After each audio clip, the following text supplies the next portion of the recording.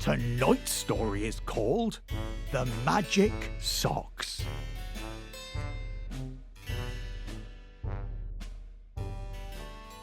Every time it was getting close to her birthday, Maggie went to bed at night and dreamt about the presents she might be getting. She would get one from her mummy and daddy. She would get one from Granny and Grandad too. But the present she secretly looked forward to the most was from her Uncle Nathaniel. Uncle Nathaniel was fun. And, well, he was a little bit odd. He lived in the countryside in an underground house with a crooked chimney that poked out above the grass. And he liked to invent new and wonderful contraptions, like a washing machine that turned all your clothes into hats, and a pen that could only write words beginning with the letter G. Not everybody loved his inventions, and some people even thought they were silly. But Maggie thought that Uncle Nathaniel was brilliant. Who else would come up with so many zany ideas and still have the time to climb trees and write poems? He was a fabulous uncle in lots of ways, but especially because of the birthday presents he gave. One year, he gave Maggie a space rocket in a shoebox, and at night she'd zoom off to other galaxies and meet friendly aliens even stranger than Uncle Nathaniel. The next year, he gave her a magic bow and arrow that could shoot letters or drawings through any one of her friends' windows and straight onto the floor in front of them. So if she wanted to tell Ellie that she was her best friend, she'd draw a picture of the two of them on a piece of paper, fire it from the bow and arrow, and zoom, it would shoot through Ellie's window and land right by her feet. It was a brilliant gift. So on the night before her birthday, Maggie found it difficult to sleep. What would Uncle Nathaniel bring this year? Would it be a submarine that let you down the plug hole? Or maybe a pair of sunglasses that let you see people's dreams? With Uncle Nathaniel, the possibilities were endless. So early the next morning, Mummy woke her up with an especially big birthday hug. "Happy birthday, Maggie," she said.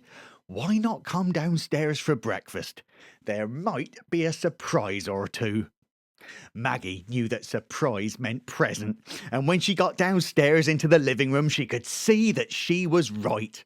There were two presents there, one from Mummy and Daddy, and one from Granny and Grandad. She opened her present from Mummy and Daddy. It was brilliant. A train with enough carriages to carry all her toys all over the house. "Thank you, Mummy and Daddy," Maggie said. Then she opened Granny and Grandad's present, and that was brilliant too. An easel that you could put the biggest piece of paper on to create the hugest paintings. Maggie wrote a thank you note on a piece of paper and put it into her magic bow and arrow. Ping! It zoomed off out the window, right across town, through Granny and Grandad's window, and landed on Granny's lap while she was doing the crossword. But there was still one present missing. "Will Uncle Nathaniel be coming over soon?" asked Maggie. But before Mummy could answer, ding dong, the doorbell rang. Uncle Nathaniel walked into the room wearing his long purple scarf and long green coat and wide red hat. "Happy birthday to my favourite niece," he yelled and scooped Maggie up. Then, with one hand, he took off his hat and flung it through the living room where it landed perfectly on the coat stand. Maggie's mummy and daddy looked at each other.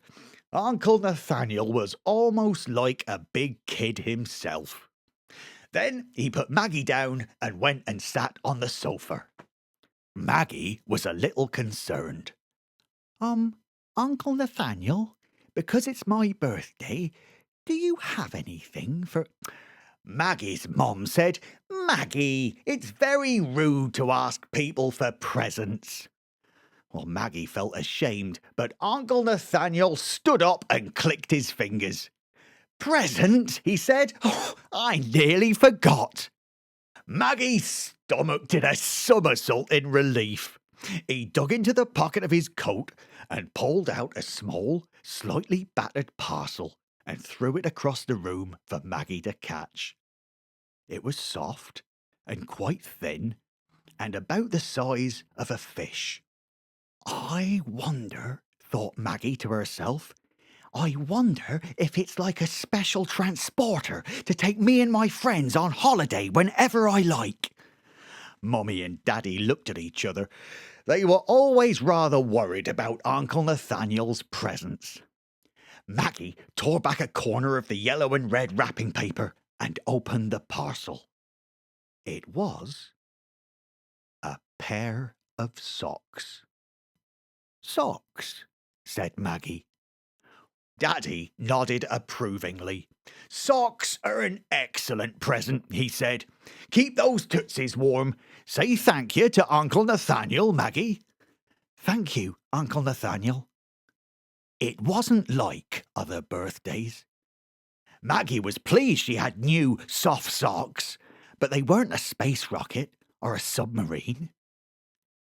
That night, she went to bed and closed her eyes. But she kept thinking about the new socks. It was as if they were wanting her to open her eyes again. She got out of bed and walked over to the drawer where Daddy had put them. She took them out and examined them. They were dark blue with 2 red stripes. Not that unusual, but there was something different about them. Maggie took them with her and went and sat on her bed. Maybe I should try them on, she thought. She slipped the left one on and then the right, and her feet felt tingly. Something was the matter. She took off her socks to find her feet had turned into 2 big yellow duck's feet. Well, they'll be useful for swimming, Maggie thought to herself. She put the socks back on and felt her feet return to normal. But then she wiggled her toes and the tingling came back. Her feet were changing again. She took the socks off a second time and saw her feet were now 2 big long skis. Well, these'll be useful when it snows, she laughed. She put the socks on again and felt her feet go back to normal. But then she wiggled her toes and her feet tingled and she took the socks off to find her feet were now 2 big springs. Well, these'll help me jump higher than ever, giggled Maggie. Just then her bedroom window opened and a note flew through it, landing right at her feet. It had an M for Maggie written on it in orange writing. She opened it up and read. It was from Uncle Nathaniel. He'd used his magic bow and arrow to fire it all the way from the countryside. Dear Maggie, I hope you like your new socks, and I hope you have a lot of adventures in them.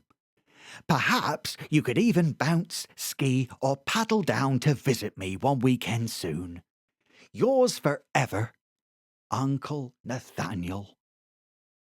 Maggie put on the socks, felt her feet go back to normal, and climbed into bed. Good old Uncle Nathaniel. As she closed her eyes and smiled, she thought about how it wasn't that long until Christmas. And Uncle Nathaniel gave the best Christmas presents. I hope, she yawned, that this year he brings me some gloves. Night-night.